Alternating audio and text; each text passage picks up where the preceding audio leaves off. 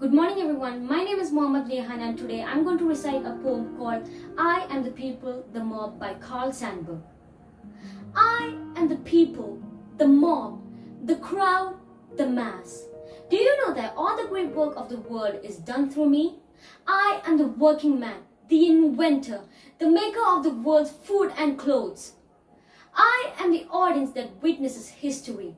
The Napoleons come from me, and the Lincolns, they die, and I send forth more Napoleons and Lincolns.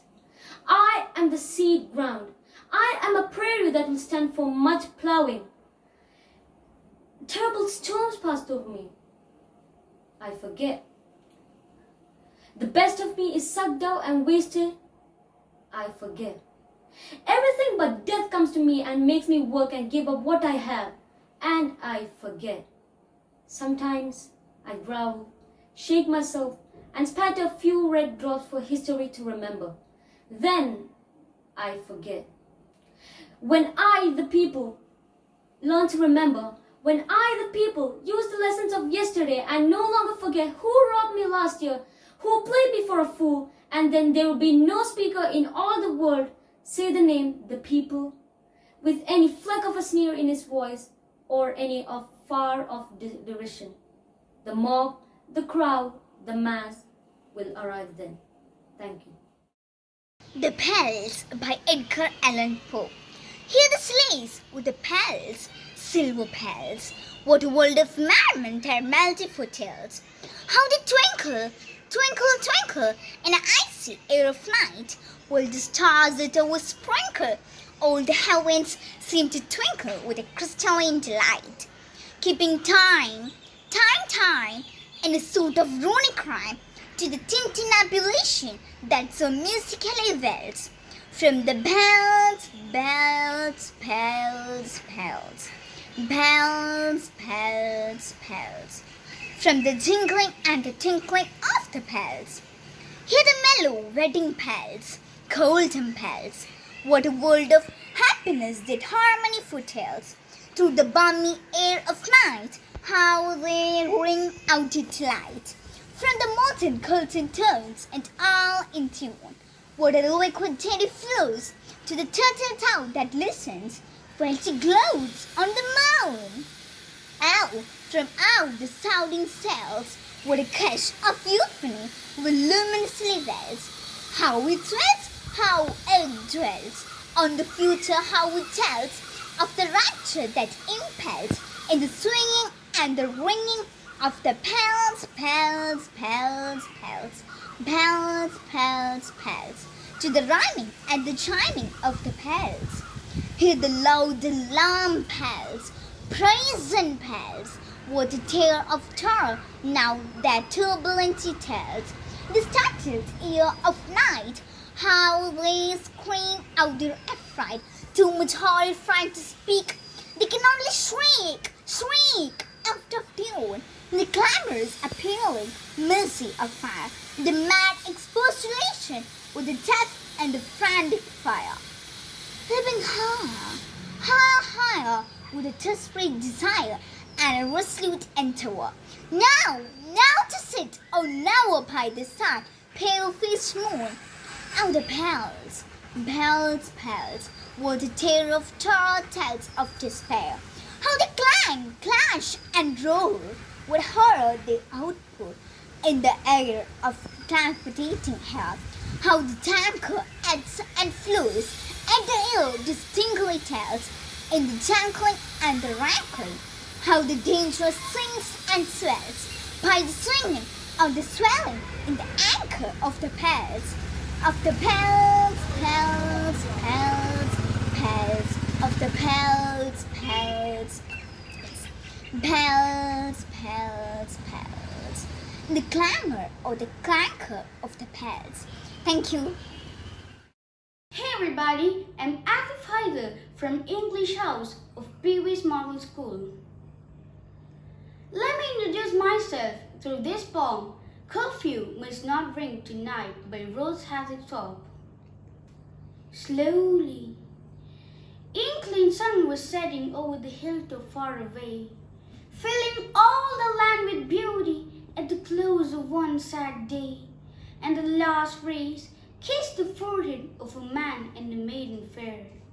He with footsteps slow and weary, she with sunny floating hair, he with bowed head, sad and thoughtful, she with lips all cold and white, struggling to keep back the murmur, curfew must not ring tonight. Sexton, Bessie's white lip faltered, pointing to the prison old, with its turrets tall and gloomy, with its walls dark, damp and cold. I've a lover in that prison, doomed this very night to die. At the ringing of curfew, no earthly help is nigh. Cromwell will not come till sunset, and her lips grew strangely white as she breathed the husky whisper, curfew must not ring tonight. Bessie calmly spoke the sexton. Every word pierced a young heart like a piercing of an arrow, like a deadly poisoned dart. Long, long years ago, I've rung the curfew from the gloomy Sharon Tower. Every evening, just at sunset, in a solitary light hour, I've done my duty ever, tried to do is just and right. Now I'm older, I'll not falter, curfew, it must ring tonight.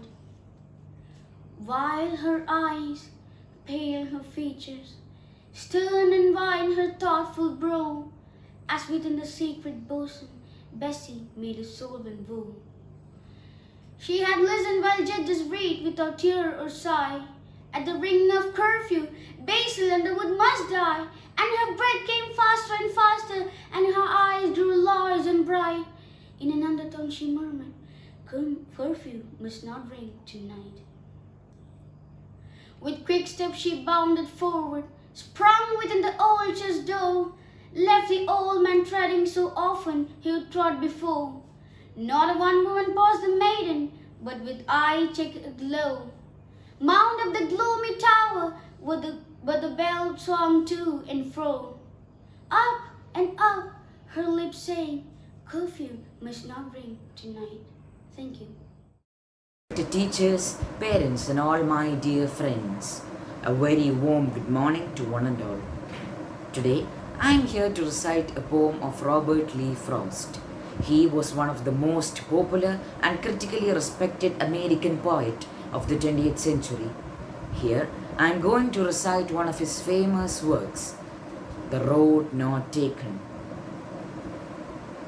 Two roads diverged in a yellow wood, and sorry I could not travel both, and be one traveler long as I stood, and looked down one as far as I could, to where it bent in the undergrowth, then took the other as just as fair, and having perhaps the better claim, because it was grassy and wanted wear. Though as for that, the passing there had warned them really about the same, and both the morning equally lay in leaves, no step had trodden black. I doubted if I could ever come back. I shall be telling this with a sign, somewhere ages and ages hence. Two roads diverged in a yellow wood, and I took the one less travelled by. That made all the difference. Thank you to one and all. Good morning. I'm Deepika Dinesh from 8A. With great pleasure, I would like to recite a poem, Adonai by P.B. Shelley. This poem is an elegy on the death of John Keats. I weep for Adonai, he's dead. Oh, weep for Adonai, to our tears, though not the frost which blinds so dear ahead. And thou, sad hour, selected from all ears, to mourn our lows, rose and obscure companies, and teach them thine own sorrow says, with me, died Adonai, till the future days forget the past, his faith and fame shall be an echo and a light into eternity. Where wast thou, mighty mother, when thy son lays, pierced by the shaft which flies? In darkness, where was lone Urania, when Adonai died, with veiled eyes, mid listening echoes in her paradise. She sat, while one with soft and amorous deep reclined at all the fading melodies with which, like flowers that moved the crows beneath, he had adorned and hid the coming bulk of death. Oh, weep for Adonai, he is dead. Wake, melancholy mother, wake and weep. Yet wherefore, quiet in their burning bed, their fiery tears, and let their loud heart keep like his, a mute and uncomplaining sleep. For he is gone, where all things rise and fair, descend, or dream, not that the amorous deep will it restore him to the vital air that feeds on his mute voice and laughs at our despair. Thank you.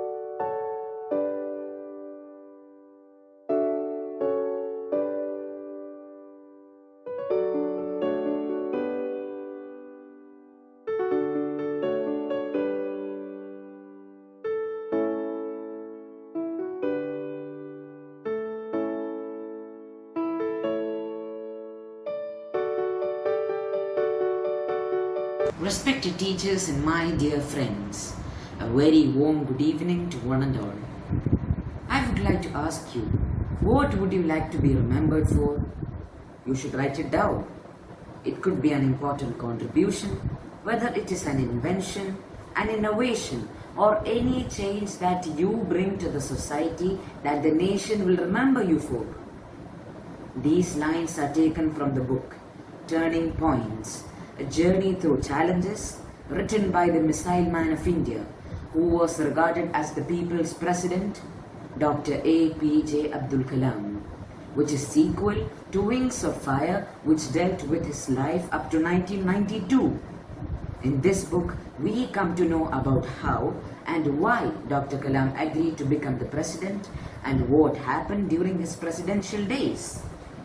Turning Points is a small book, just 200 pages, written in simple, direct and unornamented language. There are many photographs that show Dr. Kalam's life during his presidential days and his interactions with a wide range of people, right from heads of states to small school children. As the title of the book summarizes, it talks about the major turning points of Dr. Kalam's life and how, from being the principal scientific advisor to the government of India, he rose to become the president of the country. It offers insight not only into his dynamic personality, but also a vision about how a country like India with a great heritage can become ace in a lot other terms. The book is a saga, above all, of a journey, individual and collective, that will take India to new heights. Turning Points takes up the incredible Kalam story from where Wings of Fire left off. After reading this book, I realized that the reason why Dr. Kalam was special is not only because of his outstanding achievements in all the areas he worked in, but due to his extraordinary character and humility and the ability to treat everyone alike. I liked his narration about the magnificent 130-hectare mansion, the Rashtrapati Bhavan. The book continues with various interesting and inspiring incidents in his life. This book brings together details from his career as an aerospace scientist and of being the president of the second most populated country in the world that are not generally known, as he speaks out for the first time on certain points of controversy. People admire him not for what he has given to science or for being a president, but due to his unmatchable personality and the right of opinion he gave to every individual of this nation before taking a decision. Dear friends, I would like to conclude by saying that for a reader, every page of this book is a turning point, and every sentence thought-provoking and inspiring. Thank you to one and all.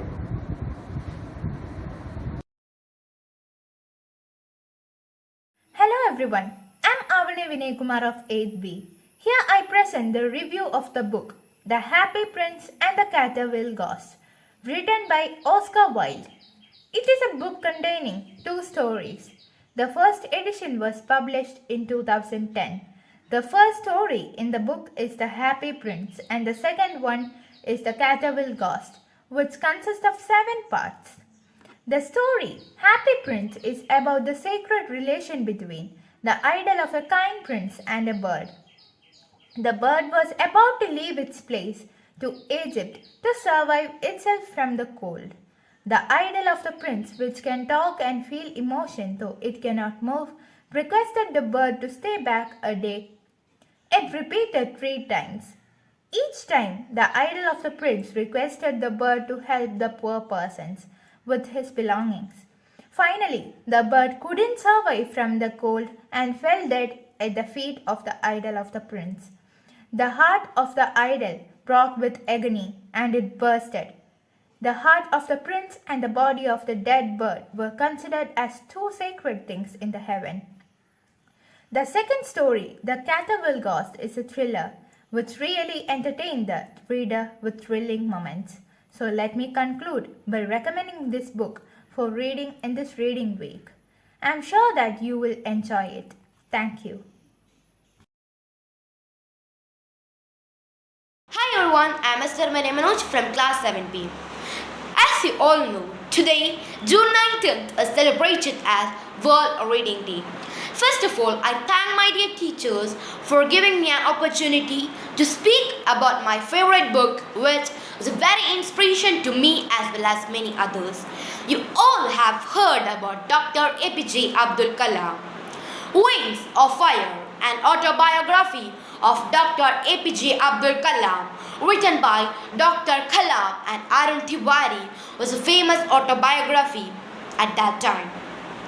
Awal Pakir Jainul Abdin Abdul Kalam, born on 15th October 1931, was an Indian aerospace scientist and served as the 11th President of India from 2002 to 2007.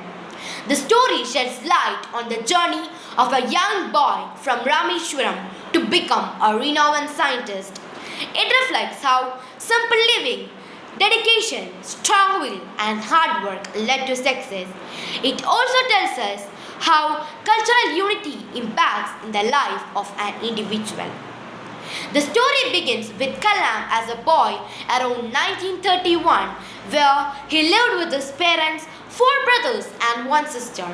He focused more on studies. He paid his fees by selling newspaper. Kalam describes his village where they all lived in harmony. Religious discrimination was unknown at that time. He tells us how the role of family, society, relatives and friends contribute to an individual's life. He also worked at the Defense Research Development Organization and ISRO and was intimately involved in the Indian Civil Space Program and ISRO and the making of military missiles. He thus came to know as the Missile Man of India. He played a pivotal organizational and political role in India's Pokhran II nuclear testers in 1998. He was involved in the making of an hovercraft while he was working at the Aeronautical Development Establishment. He also tells us how leadership and teamwork benefits to a project. He tells us how a man becomes a leader when there is a successful project or a failed one. The great man had left us on 27 July 2015 when he was 88 years old.